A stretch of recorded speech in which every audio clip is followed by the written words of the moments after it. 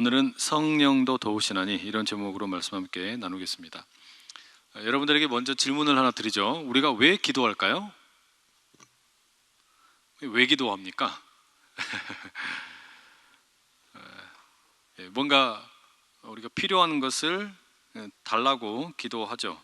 뭔가 필요하기 때문에 기도하고 여러 가지 다양한 이유로 우리가 기도를 하는 게 사실입니다. 그게 각자 생각은 조금씩 다를 수 있겠지만 무언가가 필요하기 때문에 구한다. 그 점에서는 큰 문제는 없어 보입니다. 그런데 우리가 읽고 있는 이 로마서에 따르면, 특히 로마서 8장의 논리를 따라가게 되면 왜 우리가 기도를 하는가, 왜 기도를 해야 되는가에 대해서 조금은 색다른 이야기를 들려주고 있습니다. 지난 시간에 저희가 로마서 8장 이제 앞부분 26절 앞부분을 읽을 때 모든 피조물도 탄식한다라는 이야기를 우리 함께 읽었죠. 피조물도 하나님께서 구원해 주기를 기다리고 있다라는 이야기였어요. 죄에 의해서 물들어 있던 피조물도 예수님이 다시 오셔서 새롭게 되기를 고대한다라는 거였고, 우리는 양자 되기를 기다리고 있다. 하나님의 자녀로 완전한 하나님의 자녀가 되기를 탄식하면서 기다리고 있다. 이런 이야기를 나누었습니다. 그러니까 왜 피조물이 탄식을 하고 우리들도 탄식을 하냐면, 그 이유가 뭐냐면 우리가 이 로마서를 읽어가는 가운데 참 자주 이야기했던 이야기지만 이미와 아직 사이에 끼어 있기 때문에 그래요. 그러니까 나는 이미 구원을 받기는 받았는데 이 구원이 아직 완성이 되질 않은 겁니다. 그러니까 상황이 어떤 거냐면 약간 어중띵한 거예요, 이 상황 자체가. 그러니까 이미 구원을 받기는 받았어요. 그런데 구원이 완성이 안 되었대요. 비유하자면 이런 겁니다. 집을 짓는데 우리가 이제 기공식을 하고 집을 지어요. 우리가 성전을 짓는다고 한번 생각을 해보세요. 그러면 밑에 지하를 파고 그 다음에 뼈대 골조도 올리고 여러 가지 많이 했어요. 그런데 그러면 건축은 이미 시작이 되었죠. 근데 아직 완성이 됐습니까? 안 됐습니까? 안 됐어요. 그러면 여기 들어와서 지금 우리가 예배를 드린다든지 아니면 들어와서 산다는 게 가능해요? 불가능해요? 어중간한 거예요. 이게 지금 우리 상황이 그런다는 겁니다. 우리가 받은 구원이라는 것이 이미 구원을 받기는 받았지만 이게 아직 완전하지 않은 거예요. 아직 완벽하게 이루어지질 않은 겁니다. 왜요? 우리가 이 몸을 입고 있기 때문에, 우리 이 몸이 아직 부활에 참여하지를 못했기 때문에 그런 어중뛴 상황에 놓여 있는 겁니다. 그렇기 때문에 우리도 탄식을 하는 거예요.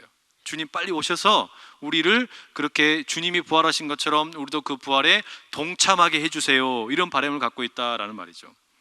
이런 이미와 아직 사이에 살고 있는 우리는 그렇기 때문에 그 삶 자체가 조금은 모호할 수밖에 없어요.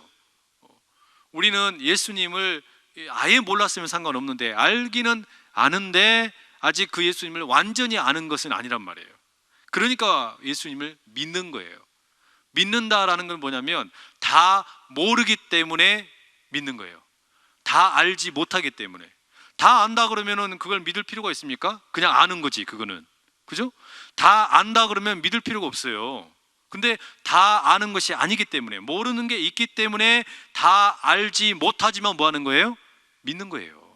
그게 믿음이에요. 우리 상황이 그런 거예요. 그런 가운데 그러니까 우리는 지금 이 상황 자체가 참 고달플 때가 많이 있습니다. 왜냐하면 나는 이 길이 맞다고 가고 있고 나는 구원받은 백성으로 살고 있는데 세상은 자꾸 우리를 어떻게 하는 거예요? 그 길로 가지 마라, 그렇게 살지 말고 나랑 같이 세상에서 더 즐겁게 살자, 이런 이야기를 들려주는 경우가 많다는 말이죠. 그러니 그 속에서 이 내 구원도 좀 모호한 것 같고 또 유혹하는 일들도 많고 이러다 보면 어떻게 돼요? 마구 흔들리는 거예요. 이럴 이 상황이 놓이겠죠? 그래서 우리가 기도한다, 이런 말입니다. 우리가 이렇게 기도를 할 때 본문에서는, 성경에서는 뭐라고 이야기하냐, 이런 우리의 기도 가운데 도우시는 분이 있다라고 이야기합니다. 그분이 누구냐면 이 로마서 8장 제일 많이 소개되고 있는 성령입니다. 성령. 자, 우리가 26절 말씀부터 한번 상고해 보겠습니다. 26절 함께 읽습니다. 이와 같이 성령도 우리의 연약함을 도우시나니 우리는 마땅히 기도할 바를 알지 못하나 오직 성령이 말할 수 없는 탄식으로 우리를 위하여 친히 간구하시느니라. 자, 성령께서 우리의 연약함을 도우신다. 우리의 연약함, 우리가 지금 현재 아직 완벽하게 구원을 완성에 이르지 못했기 때문에 연약할 수밖에 없는 우리를 도우신다는 거예요. 그러니까 이 연약함이라는 게 뭐냐? 연약함이라는 게 우리 자주 사용하던 비유를 들자면 이 다리 밑에 살고 있던 거지가 어느 날 갑자기 신분의 변화를 겪어가지고 임금의 아들이 되고 딸이 됐어요. 그런데 임금의 아들이 되고 딸이 되었지만 아직 뭐가 남아있어요? 거지 근성이 남아있는 거예요. 이게 뭐예요? 우리 연약함이란 말이에요. 이게 우리의 연약함입니다. 내가 구원을 받기는 받았지만 신분의 변화를 경험하기는 했지만 옛날 버릇이 남아있다 이 말이죠. 이게 우리의 연약함이에요. 그래서 우리 몸은 아직 이 몸, 소마, 이 소마는 아직 구속되지 않았고 우리의 육신의 본성, 사르기라고 불렀죠. 이 육신의 본성은 아직 말살되지가 않아 있다라는 말입니다. 그런 그 거지 근성이 남아있는 이 연약함을 성령께서 도우신다는 거예요. 자, 이걸 조금 더 자세하게 뜯어보면 이런 겁니다. 왜 우리가 연약하다는 것이 문제가 되는 거냐? 왜 그러니까 기도가 필요한 거냐? 왜 성령께서 이 우리의 기도에 도와주셔야 되는 거냐? 이 몇 가지 좀 고찰을 해볼 내용이 있어요. 첫 번째가 뭐냐면 우리가 기도할 때 성령의 도움 없이 기도 못하는 이유가 있습니다. 그게 뭐냐면 내가 무엇을 기도해야 할지를 몰라요. 기도를 하기는 해야 되겠는데 말하자면 지금 내가 이 어중뛴 상황에서 구원을 경험했지만 이미 구원 받았지만 완벽하게 구원을 완성하지를 못한 상황 가운데 있는 우리가 사실은 내가 뭘 기도해야 될지를 몰라요. 이게 무슨 소리냐면요, 자, 예를 들어 드릴게요. 여러분, 우리가 고난을 만날 때가 있습니다. 고통을 만날 때가 있어요. 자, 고난을 만났을 때 우리가 어떻게 기도해야 됩니까? 고난을 만났을 때 그냥 크게 두 개로 나눈다 그러면 한편에서는 하나님 이 고난으로부터 나 해방되게 해주세요, 이렇게 기도할 수 있을 것이고, 또 한편에서는 이 고난을 이길 수 있는 힘을 주세요, 이렇게도 기도할 수 있겠죠. 어떤 게 맞아요? 둘 다 맞지 아니 고난으로부터 해방되게 해달라는 게 틀린 기도입니까? 아니잖아요. 또 고난을 이길 수 있는 힘을 달라는 기도는 어때요? 이것도 맞는 거예요. 둘 다 맞는 거예요. 자, 예를 들어 또 하나, 돈. 자, 돈이 지금 없어요. 돈이 없으면 뭐라고 기도해야 돼요? 네? 돈 없으면 뭐라고 기도해야 됩니까 우리가? 자, 돈을 달라고 기도해야 되겠죠. 아니 그렇게 기도 안 하세요? 로또 한 방 맞게 해주려고 우리 그렇게 기도하지 않습니까? 그러면 아멘. 그러니까 돈도 그래요. 이게 돈이 없어요. 그러면 돈 달라고 기도를 하든지 아니면 뭐라고 기도해야 되는 거냐면 돈이 없어도 자족하는 마음을 달라고 기도하든지, 이거 둘 중에 뭘로 기도해야 돼요? 둘 다 맞아요. 둘 다 맞는 거예요. 그러면 아니 돈 없는데 돈 달라고 기도하는 게 틀린 기도 아닐 것이고, 돈이 없어도 자족하는 마음 달라고 기도하는 것도 틀린 기도 아니잖아요. 또 병 들었다. 네, 병에 걸렸어요. 병에 걸리면 어떻게 기도해야 돼요? 낫게 해달라고 기도해야 되죠. 한편에서는 병 걸린 거 낫게 해달라고 기도해야 될 것 같고, 또 한편에서는 어떤 생각도 드는 거예요? 병에 걸려 있지만 그럼에도 불구하고 기뻐하며 살 수 있게 해주십시오, 이렇게도 기도할 수 있는 거 아니에요? 그러니까 이게 무슨 이야기냐면 우리가 처해 있는 환경 놓여 있을 때 기도를 하기는 해야 되겠는데 뭐라고 기도해야 될지 사실 우리가 몰라요. 그러지 않습니까? 제가 예를 한 100가지 들어드릴까요? 지금 가만히 보면 그러니까 고난이 됐든지 돈이 됐든지 병이 됐든지 사실은 우리는 어떻게 뭐라고 기도해야 될지 대해서 정확히 모르는 거예요. 또 하나 문제가 있어요. 내가 앞으로 무엇이 될지를 몰라요. 우리가 무엇이 될지를 몰라요. 그러니까 여러분, 우리가 기도할 때 이 무엇이 될지를 모르는데 자꾸 가가지고 하나님 목을 막 조르는 분들이 계세요. 하나님 내려오세요, 하나님 주세요, 이렇게 하면서 안 주시면 큰일 날 것 같아요. 하나님 업어치기 한 번 해버릴 것 같고, 막 그냥 하나님을 목 졸라가지고 숨 못 쉬게 해요. 이렇게 막 졸라댈 때도 있다는 말이에요. 근데 사실은 우리가 무엇이 되어야 될지를 몰라요. 내가 앞으로 뭐가 되어야 될까 모릅니다. 또 자녀들이 뭐가 되어야 될지도 몰라요. 또 마지막에 예수님이 다시 오실 때 내가 부활의 몸을 입게 된다 그러는데 이 부활의 몸도 무엇인지 우리가 사실은 몰라요. 모른다니까요. 우리가 그러니까 부활을 경험을 하기는 해야 되는데, 이걸 믿고는 있는데, 그것을 위해서 기도는 해야 되겠는데 사실은 그걸 모르고 기도하는 거예요. 이게 지금 무슨 이야기인지 아시겠어요? 모르시겠어요? 그러니까 중요한 건 뭐냐? 내가 기도를 하기는 하는데 내가 무엇을 기도해야 되는지 우리가 모른다는 사실입니다. 그래서 성령은 뭐라고 하십니까? 우리의 연약함을 도우신다. 우리의 연약함을 도우시는데 뭘 도우시는 거냐면 우리가 무엇을 기도해야 되는지, 그리고 우리가 앞으로 무엇이 될 것인지 모른다. 그걸 성령이 아시는 거예요. 그래서 오늘 26절에 뭐라 그랬어요? 성령이 우리의 연약함을 도우시는데 우리가 마땅히 기도할 바를 알지 못하나, 이렇게 얘기했잖아요. 우리가 마땅히 기도할 바를 알지 못하나, 우리는 모른다니까요. 뭘 기도해야 될지, 그리고 앞으로 내가 무엇이 될지도 몰라요. 그런데 성령께서 뭐 하시냐? 우리가 마땅히 알지 못하는, 그 기도의 내용을 알지 못하는 것을 성령께서 아시고 도와주신다는 거예요. 이게 성령이 하시는 일이에요. 이게 성령의 우리의 기도 가운데 도우시는 일이다, 이런 말이죠. 결국 그렇기 때문에 기도라는 것은 성령 없이 가능하다, 불가능하다? 불가능한 거예요. 그러니까 성령 없이 기도한다라는 것은 말이 성립이 안 되는 겁니다. 바울이 다른 이 서신인 에베소서 6장 18절 이렇게 적습니다. 함께 읽어볼까요? 시작.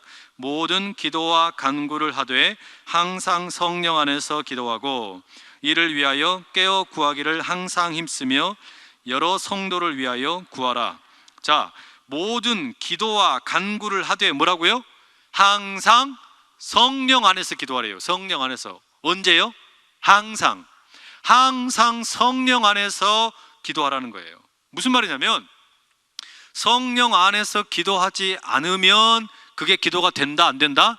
안 되는 거예요. 그러면 기도가 아니고 뭐가 돼요? 그게 협박이 되는 거예요. 협박.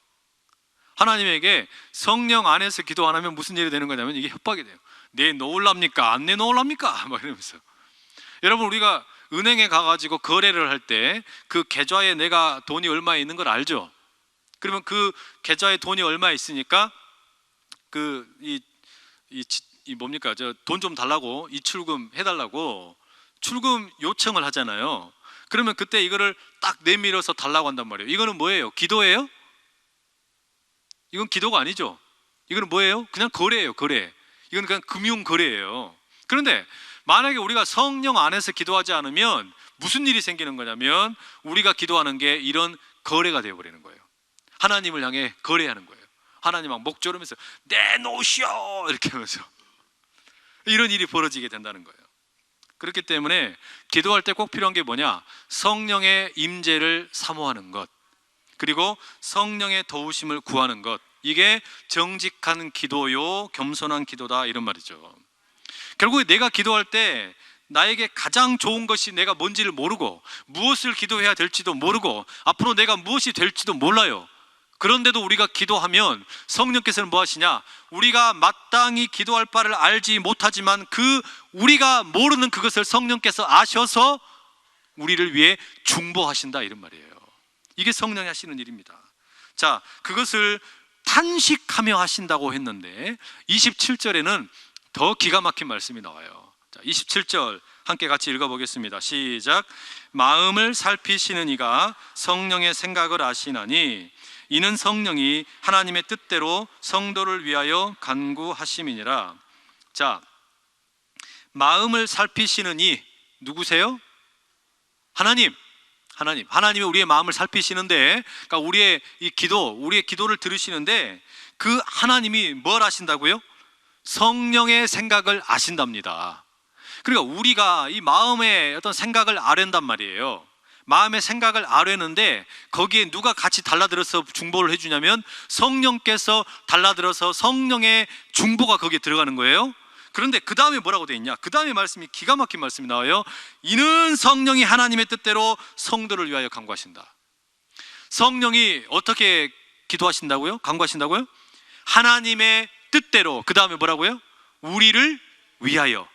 성령께서 우리를 위하여 중보를 하시는데 어떤 일이 일어나는 거냐면 성령께서 하나님의 뜻대로 우리를 위하여 하나님께 간구하신다는 거예요.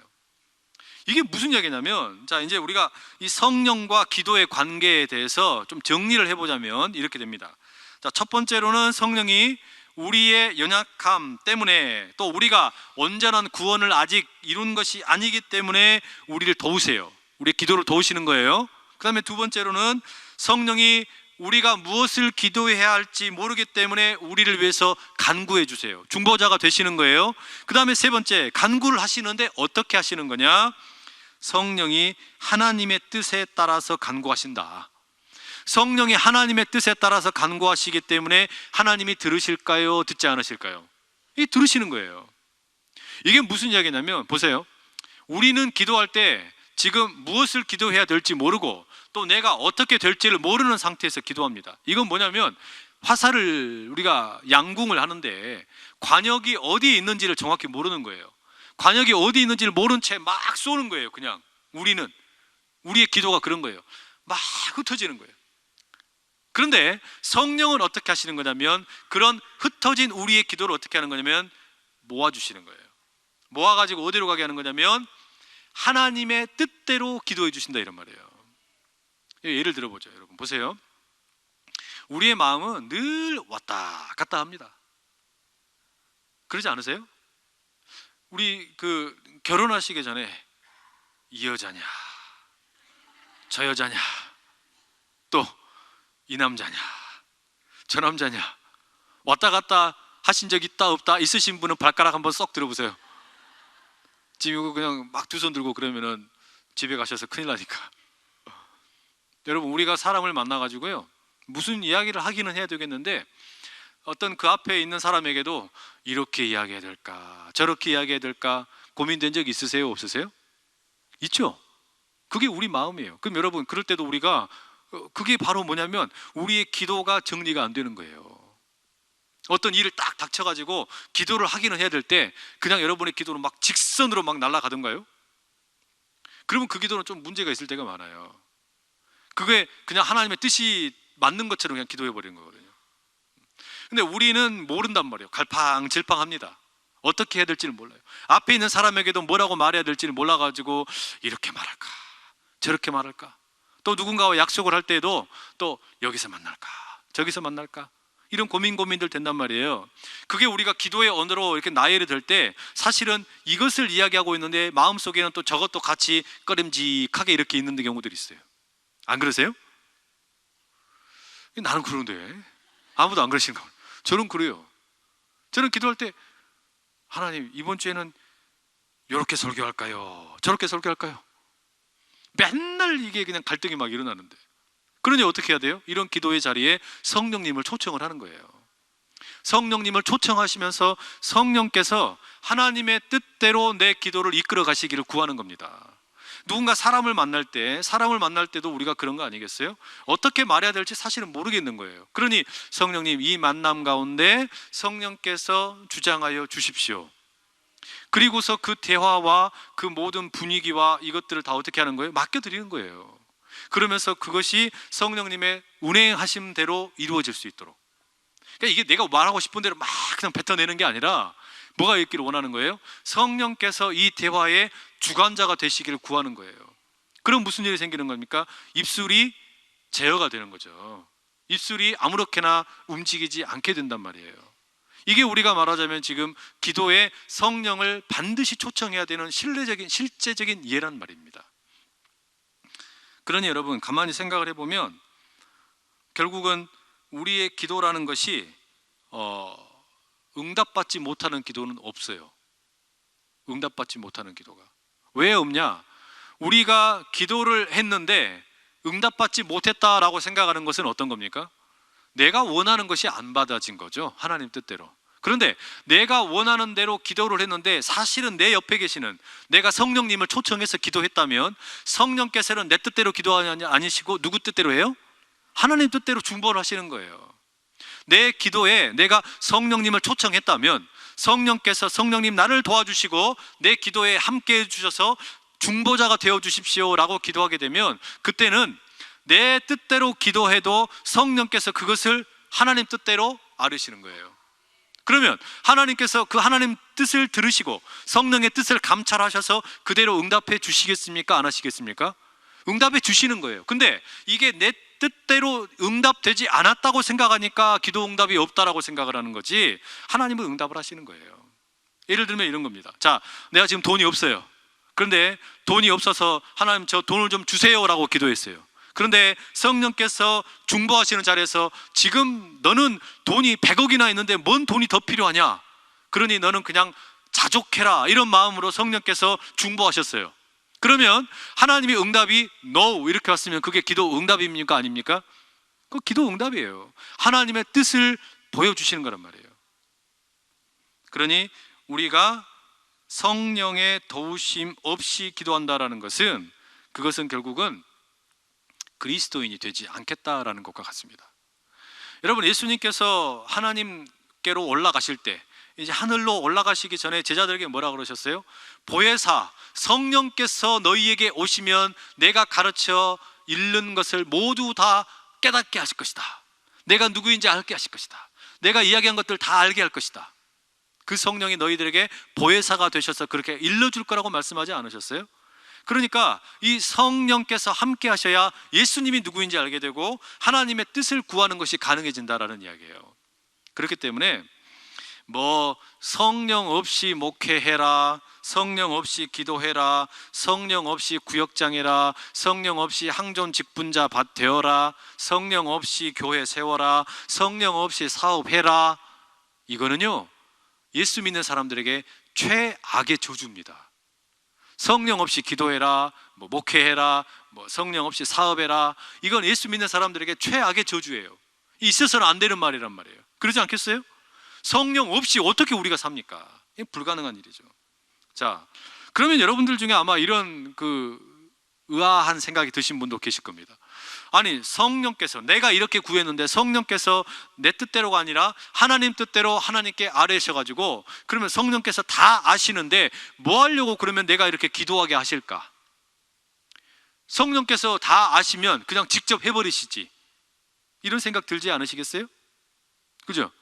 아니, 내가 내 뜻대로 이렇게 기도하는 거 다 그러면은 막아버리시고 성령께서 대신 하나님의 뜻대로 아뢰어 주셔서 우리에게 응답이 오게 된다 그러면 뭐 하려고 그렇게 번거롭게 일하실까?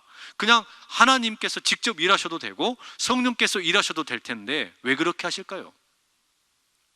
그 이유는 우리가 하나님의 자녀이기 때문입니다. 우리가 하나님의 자녀이기 때문에 그래요. 우리가 이미 8장에서 앞서서 봤잖아요. 우리가 뭐가 돼요? 양자가 되는 겁니다. 하나님의 자녀가 되는 거예요. 그런데 우리가 집에서 자녀를 키워보면 어떻습니까? 자녀가 무슨 일을 하는데 그것을 자녀가 어떤 일을 할 때마다 부모의 마음은 늘 어떻습니까? 다 알아요. 어떻게 해야 될지. 부모는 다 알잖아요. 자녀가 지금 이렇게 할까 저렇게 할까 할 때, 그 어린 자녀가 이렇게 할까 저렇게 할 때 부모는 다 압니다. 그런데 그것을 부모가 다 대신 해줘 버리면 이 자녀가 자립할 수 있어요, 없어요? 자립을 못해요. 자립을 못하고 늘 그냥 마마보이로 파파보이로 또는 마마걸 파파걸이 되는 거예요. 그렇죠? 이게 마찬가지입니다. 내가 하나님의 자녀가 되는 것인데 하나님의 자녀가 되는 내가 만약에 늘 하나님께서 내게 다 해줘 버리시면, 하나님께서 모든 것을 다 해버리시면 내가 성장하고 성숙하는 게 가능하겠습니까? 이게 불가능해지는 거예요. 이게 불가능해진단 말이에요. 그러면 결국 하나님께서 우리가 이 기도를 통해서 깨닫기를 원하시는 건 뭘까요? 이 기도의 이 어떤 하나님과의 이 기도를 통해서 우리로 하여금 알게 하기를 원하시는 게 뭘까요? 그게 뭐냐면 결국은 하나님 아버지의 마음을 헤아릴 줄 알게 만드는 겁니다. 나는 나의 뜻대로 기도했는데 성령께서 어떻게 하신다고요? 하나님의 뜻대로 우리를 위하여 간구하신다 그랬잖아요. 그 이야기는 우리로 하여금 하나님의 뜻을 알게 하기를 원하시는 거예요. 자, 우리가 읽은 본문에서는 성령께서 우리의 중보자가 되신다 그랬는데 오늘 읽지 않았지만 뒤에 나오는 34절에 보시면 이런 말씀이 같이 나옵니다. 함께 읽어보시죠. 시작. 누가 정죄하리요? 죽으실 뿐 아니라 다시 살아나신 이는 그리스도 예수시니 그는 하나님 우편에 계신 자요 우리를 위하여 간구하시는 자시니라. 자, 보세요. 그러면 지금 우리가 기도하는 자리에 성령께서 중보자가 되실 분이 되시는데, 성령만이 아니라 또 누구도 중보자가 되시는 거예요? 예수님도. 예수님이 지금 어디 계시냐면 하나님 보좌 우편에 계시는데, 이 하나님 보좌 우편에 계시는 예수님께서 우리의 기도의 중보자가 되신다는 겁니다. 그러니 성령께서는 내가 기도할 때 내 마음에서 나를 향하여 중보해 주시고, 하나님을 향해 중보해 주시고, 예수님께서는 하나님 보좌 우편에서 우리를 위해서 중보하고 계시는 거예요. 이게 기도입니다. 그러니까 여러분, 우리의 기도라는 것을 뭐라고 정의 내려야 되는 거냐? 한번 따라해 보시죠. 성령의 도우심을 힘입어 예수님의 이름을 통해 성부 하나님께 간구하는 것. 이게 기도예요. 기도는 그러니까 그 자체로 뭐냐면 삼위일체 하나님의 사역에 동참하는 겁니다. 우리가 기도할 때 그러니까 성령님의 도우심을 힘입어서 예수님의 이름을 통하여 우리가 성부 하나님께 간구하는 거예요. 그러니까 이 기도라는 것 자체가 뭐냐면 삼위일체 하나님의 그 교제 속으로 우리가 들어가는 거예요. 근데 왜 들어가냐? 하나님 아버지의 뜻을 바로 알기 위해서 들어가는 거예요. 다른 이유가 아니에요. 그러니까 여러분, 기도라는 것이 그러니까 뭐가 되는 거냐면 사귐이 되고 교제가 된다라는 말이에요. 자, 보세요. 어릴 적에는 그냥 부모님에게 내가 필요한 거 달라고 이렇게 요청을 하고 요구를 하지만, 이제 자녀가 자라가면 자라갈수록 뭘 깨달아가게 되는 거냐면, 아, 그게 어머님의 뜻이었구나, 그게 아버님의 뜻이었구나. 우리 이런 거 알아가는 거 아니에요? 그런데 얼마 전에 제가 어느 목사님 이야기를 이렇게 읽은 적이 있는데요. 감리교회 목사님이신데, 이분이 한국에서 신학교에서 교수로 사역을 하시다가 미국의 이민교회 목회를 하러 가셨어요. 10여 년이 지났습니다. 그런데 그 기간 동안에 이 아버지가 80세가 넘으셔서 90세가 다 되시는 고령이신데 한 번도 미국에를 와보지를 못하신 거예요. 그래서 이제 아주 큰 맘 먹고 이 아버지가 미국으로 오셨어요. 그래가지고 이 아들 집에서 한 달 정도 이렇게 함께 생활을 하신 겁니다. 그런데 이 목사님의 말씀이 뭐냐? 오랜만에 이렇게 아버지를 만나 뵙고 아버지와 함께 같은 공간에서 생활을 하다가 놀란 것이 있다는 거예요. 그게 뭐냐면, 아, 내가 우리 아버지를 잘 몰랐구나. 내가 우리 아버지를 잘 몰랐구나. 이 목사님도 이미 50대 중반이 되신 분이고, 이렇게 또 아버지를 그런다고 아예 모른 척 한 게 아니라 필요한 거 아버지에게 용돈을 보내드리기도 하고, 또 한국에 나오시면은 가서 찾아뵙기도 하고 이렇게 했단 말이에요. 그런데 집중적으로 이렇게 같이 한 공간에서 생활하는 기간이 별로 없었던 거예요. 그러다 보니까 아버지가 뭘 좋아하시는지, 또 아버지의 생각이 어떠신지, 또 아버지가 평소에 어떠셨는지에 대해서 별로 몰랐다는 거예요. 어릴 적에도 어머니하고는 이렇게 친밀하게 지냈는데 아버지는 좀 어려워서 이렇게 먼 발치에서만 이렇게 바라봤단 말이죠. 그러다 보니까 아버지의 어떤 뜻이나 아버지의 어떤 마음을 몰랐는데, 아, 이렇게 함께 친밀하게 지내다 보니까 아버지 뜻을 알겠더라는 거죠. 마찬가지예요. 우리가 기도에 결국 궁극적인 어떤 자리에 들어가게 되면 뭘 깨닫게 되는 거냐면, 처음에는 내가 원하는 대로 이렇게 기도하는데 이게 사실은 나도 무엇이 필요한지 모르면서 구하는 거예요. 그런데 결국에 이 기도가 깊어지게 되면 무슨 일을 겪게 되는 거냐면, 내가 육신의 아버지와 함께 지내다 보면은 이 아버지가 비로소 어떤 분인지 깨달아 알게 되는 것처럼 하나님과의 이 교제, 말하자면 성부, 성자, 성령 삼위일체 하나님과의 이 교제 속에 깊게 들어가게 되면 하나님의 뜻이 어떤 것인지를 이제 알아가는 거예요. 이게 기도가 되는 거예요. 이게 기도가 되는 거예요. 우리가 그러니까 여러분, 부모님께 효도한다라는 것도 우리 그런 경우 많이 있잖아요. 부모님께 그냥 과일 보내드리고 용돈 보내드리고 이렇게 하는 게 효도가 전부가 아니라, 사실은 같이 가능하면 모시고 살면서 돌보고, 그러면서 어떤 생각 가지고 계시는지, 무슨 불편함이 있는지 이런 거 할 때 사실은 제일 잘 아는 거 아닙니까? 그런데 돌아가시고 나면 늘 아쉬운 게 뭐예요? 참, 그 돌아가신 부모님의 마음을 좀 헤아려 드렸어야 되는데, 우리 늘 아쉬워하는 게 그거잖아요. 우리가 부모님의 마음을 좀 헤아려 드렸어야 되는데, 우리 이렇게 뒤늦은 안타까운 마음, 후회를 하는데, 이게 말이죠, 성도들에게도 그대로 있는 거예요. 하나님의 마음을 헤아리지를 못하는 거예요. 내가 뭐가 됐는데요? 하나님의 자녀가 됐는데, 내가 하나님의 자녀가 됐는데, 예수 그리스도를 통해서, 맏아들이신 예수님을 통해서 내가 하나님의 자녀로 양자가 되었는데 하나님의 마음을 헤아리지를 못하는 거예요. 그러면 늘 무슨 수준이냐? 그냥 기어다니는 아주 그냥 어린 아이와 같은 수준에만 가만히 머물러 있는 거예요. 그러니 성령께서 우리를 도와주시지 아니하시면 이 기도라는 게 무르익을 수가 없는 거예요. 예수님께서 하나님 우편에서 우리를 위해서 중보해 주지 아니하시면 이 기도가 깊어지지를 않는 거예요. 그러니 성령께서 함께 하시는 귀한 기도가 여러분의 기도 되실 수 있기를 간절히 축복합니다. 그러니 내 기도의 궁극적인 목적에 들어가게 되면 무슨 일이 생기는 거예요? 하나님 아버지의 뜻이 이제 자연스럽게 알아져 가는 거예요. 자연스럽게 깨달아져 가는 겁니다. 늘 같이 함께 하다 보니까 뭘 좋아하시는지, 하나님의 마음이 어디에 있는지 이걸 알아가시는 거예요.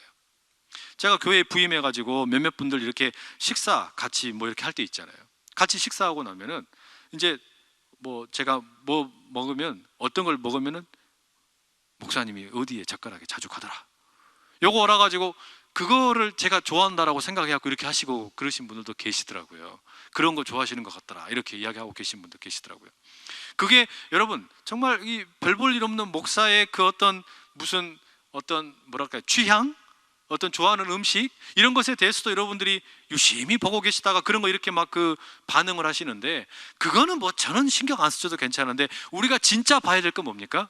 하나님의 젓가락이란 말이에요. 하나님의 젓가락. 하나님의 젓가락은 지금 어디로 가고 있냐? 하나님의 마음은 어디로 가고 있냐? 요거를 깨달아 아는 게 우리의 기도의 본래 목적이란 말이죠. 이것을 위해서 성령이 우리가 마땅히 기도할 바를 알지 못하기 때문에 우리를 위해서 중보하시는 거예요. 하나님 보좌 우편에 계시는 예수님도 그래서 우리를 위해서 중보하고 계신다는 말이에요. 이 기도의 놀라운 은혜가 여러분 가운데 가득하시기를 축복합니다. 자, 이제 28절로 한번 넘어갈까요? 28절 함께 읽습니다. 시작. 우리가 알거니와 하나님을 사랑하는 자 곧 그의 뜻대로 부르심을 입은 자들에게는 모든 것이 합력하여 선을 이루느니라. 이 말씀도 우리가 좀 오해하는 경우들이 많이 있어요. 이 말씀에 대한 설명을 하기 전에 여러분이 가지고 계신 성경책에 보시면, 우리가 알거니와 하나님을 사랑하는 자 곧 그의 뜻대로 부르심을 입은 자들에게는, 그 다음에 모든 할 때 모자 앞에 일 숫자가 있죠. 좋은 성경은 대부분 다 있어요. 그래서 그게 뭐냐면 각주라는 겁니다. 밑에 내려가 보시면 일 숫자 있죠.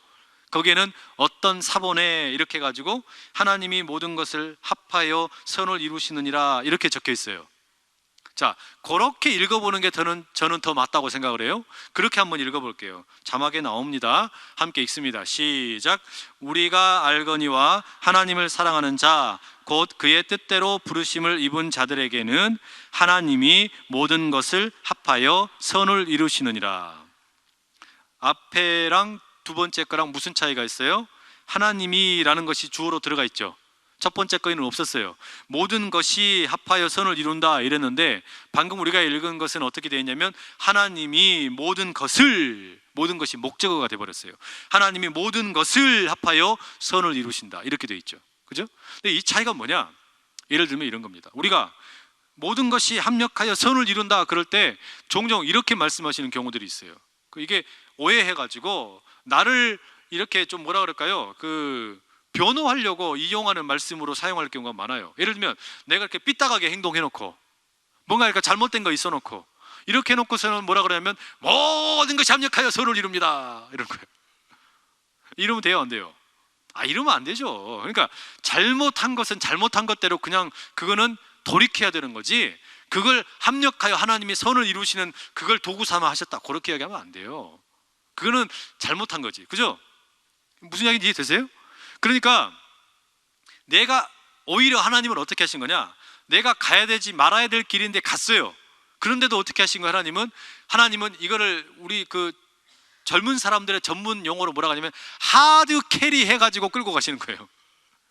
질질 끌고 가신다 이 말이에요. 그럼에도 불구하고 우리가 어긋나게 길을 갔는데 어떻게 하시냐? 하나님이 확 잡아다 당겨가지고 다시 원래 자리에 갖다 놓고 이렇게 하신단 말이에요. 그거를 그러니까 포장을 그렇게 말씀을 하는 건 아니고 그거는 회개해야 될 이야기인 거고요. 여기서 말하는 건 뭐냐면 하나님께서 이 모든 하나님의 뜻대로 부르심을 받은 자들, 이들을 하나님께서 모든 것을 통해서 선을 이루어 가신다는 겁니다. 하나님이 행하신다는 거예요. 이게 무슨 이야기냐? 자 보세요 여러분, 우리가 앞에서 지금 성령께서 우리의 기도를 도우시는 내용에 대해서 이야기했잖아요. 성령께서 나의 기도를 도우신다. 그리고 이제 뒤에 나오게 될 예수님도 하나님 우편에서 우리의 기도를 도우신다. 그러면 이런 성령의 기도의 도우심을 통해서 무슨 일이 있게 되냐? 하나님이 결국 그 모든 부르신 자들이 합력하여져서 선을 이루게 하신다는 거예요. 뭘 통해서요? 성령의 우리의 기도를 향한 그 중보를 통해서 성령께서 우리의 기도의 중보자가 되어 주셔서 우리가 결국은 선한 방향으로 나아가게 된다는 겁니다. 이게 지금 그 말이에요. 그러면 그 선한 길이라는 게 뭐냐? 선한 길. 이 선한 길이라는 게 뭘까요? 이 선한 길이라는 것은 29절과 30절에 보면 이제 잘 나와요. 나를 성령께서, 내 기도를 성령께서 도와주셔가지고 중보해 주셔가지고 결국은 우리가 선한 길로 가게 되는데 그게 뭐냐? 29절 30절 자 함께 읽습니다. 시작. 하나님이 미리 아신 자들을 또한 그 아들의 형상을 본받게 하기 위하여 미리 정하셨으니 이는 그로 많은 형제 중에서 맏아들이 되게 하려 하심이니라. 또 미리 정하신 그들을 또한 부르시고 부르신 그들을 또한 의롭다 하시고 의롭다 하신 그들을 또한 영화롭게 하셨느니라. 이 말씀은요 우리가 보통 예정론 뭐 이런 것에서 이거 인용을 많이 하는 말씀인데 이 예정론에 대한 말씀은 아닙니다. 그러니까 우리가 예정론을 가지고 와서 어떤 이야기를 할 때 많이 쓰냐면 어떤 사람은 하나님이 천국에 보내도록 선택하셨고 어떤 사람은 지옥에 보내도록 선택하셨다. 그것이 이미 결정되었다. 이걸 이제 우리가 이중예정론이라고 불러요. 깔뱅의 이론에서도 나오고 그래요. 그런데 여기서 지금 이야기하는 건 뭐냐면 무슨 이야기를 하는 거냐면 자 보세요. 내가 기도를 하는데 이 기도에 성령께서 중보자가 되셔서 내 기도를 도우세요. 하나님의 뜻대로 우리를 위하여 간구를 하신단 말이에요. 이 기도는 결국 뭐로 귀결되냐면 모든 것이 합하여져서 선으로 귀결이 되는 겁니다. 이 선이 뭐냐? 29절의 말씀에 비추어 보면 우리가 하나님의 아들의 형상으로 변모되는 거예요. 내가 하나님의 아들의 형상을 담게 되는 거예요. 이게 뭐예요? 예수님처럼 결국 내가 부활의 몸을 입게 된다 이 말이에요. 이게 무슨 이야기냐? 보세요 여러분, 우리가 우리의 육신의 부모님을 모시고 살다가 이 부모님이 돌아가십니다. 또 형제들도 같이 헤어지게 되고 자녀들과도 헤어지게 돼요. 아쉽잖아요. 그러면 제일 아쉬운 게 뭐냐면 교제가 더 이상 이어지지 못한다는 점입니다. 내가 부모님을 더 이상 이제는 밥 숟가락 한 번이라도 같이 나눌 수가 없는 거예요. 차 한 잔 나눌 수가 없는 거예요. 그죠? 어디 이제 단풍 시즌이 곧 돌아오는데 단풍 구경 한 번을 못 가는 거예요. 이게 죽음이라는 거 아닙니까? 이게 아주 냉혹한 거잖아요. 그러니까 이 교제, 사귐이라는 것이 끊어져 버리는 거예요. 그러니까 아버지의 마음을 더 많이 알고 싶어도 어머니의 마음을 더 알고 싶어도 이게 이제 불가능해지는 거예요. 부모님 돌아가신 다음에 아무리 제사상 차려놔 봐야 그거 절대 안 드십니다. 한 100날 쳐다보세요. 그거 밥상이 줄어드는지 안 줄어드는지. 줄어들지 않아요. 결국 그거 누가 먹습니까? 다 우리가 먹는 거예요. 근데 그게 냉엄한 죽음의 현실이란 말이에요. 그런데 우리가 이 삼위일체 하나님의 그 교제 속에 기도를 통해서 참여하게 될 때 하나님 아버지의 뜻을 알아가게 된다라는 것은 뭐냐? 결국 궁극적으로 우리가 이 땅에서 이제는 죽은 이후의 부활을 통하여 영원히 하나님과 교제하게 되는 길에 이르게 된다는 거예요. 그게 뭐예요? 그게 부활이잖아요. 내가 부활을 통해서 이제 우리 하나님, 예수님, 성령님과 함께 그 참으로 아름다운 천국 잔치, 천국 혼인 잔치에서 먼저 가신 우리의 믿음의 조상들도 만나게 되고 무엇보다 보고 싶었던 우리 예수님도 보게 되고 그 자리에서 영원한 교제가 있게 된다라는 거예요. 이게 여러분 결국은 모든 것이 합력하여서 이루어지게 될 궁극적인 선이라 이 말입니다. 이게 가능해지려고 하면 뭐가 돼야 돼요? 우리 몸이 부활체를 입어야 되는 거예요. 우리 몸이 부활체를 입어야 이게 가능해지는 거예요. 그러니까 여러분 가만 생각해 보세요. 나는 과연 하나님을 있는 그대로 즐거워하는가?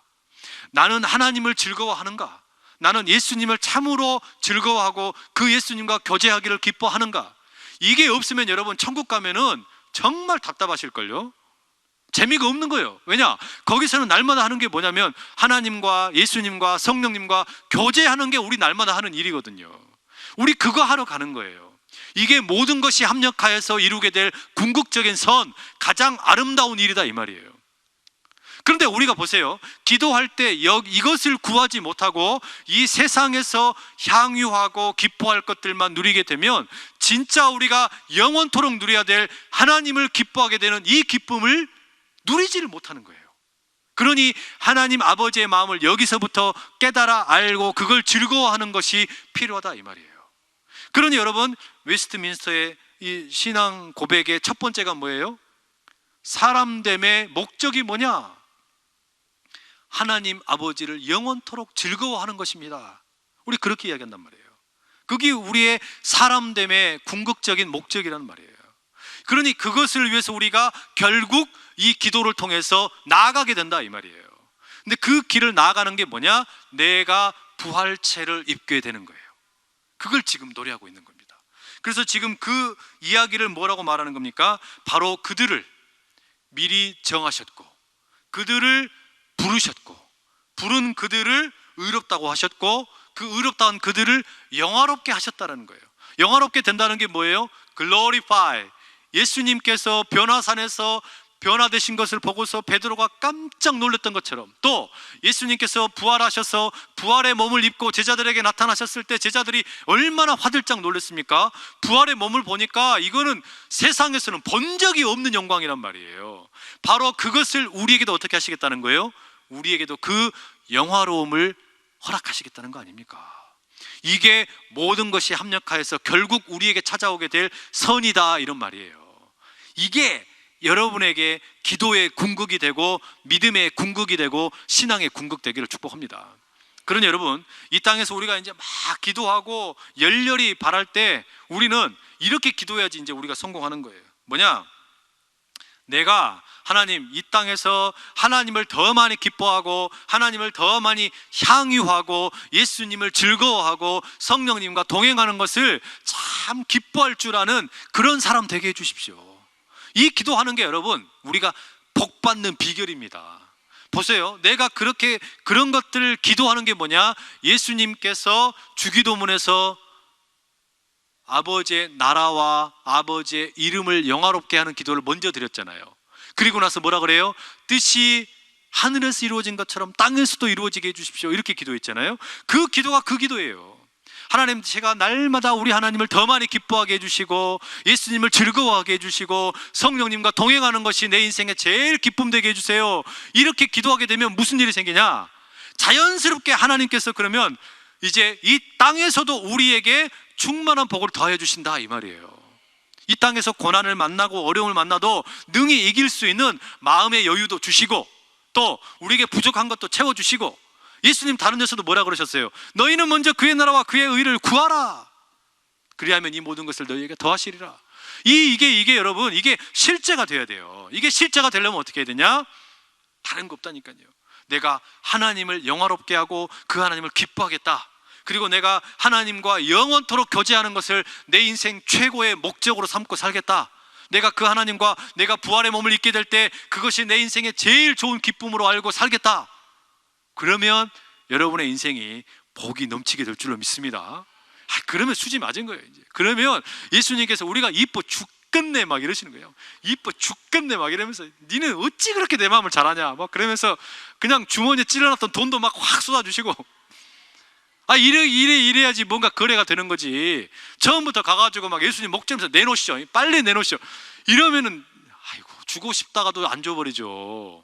주고 싶다가도 안 줘버리는 거예요. 무슨 말인지 아시겠죠? 아시겠죠? 기도하겠습니다.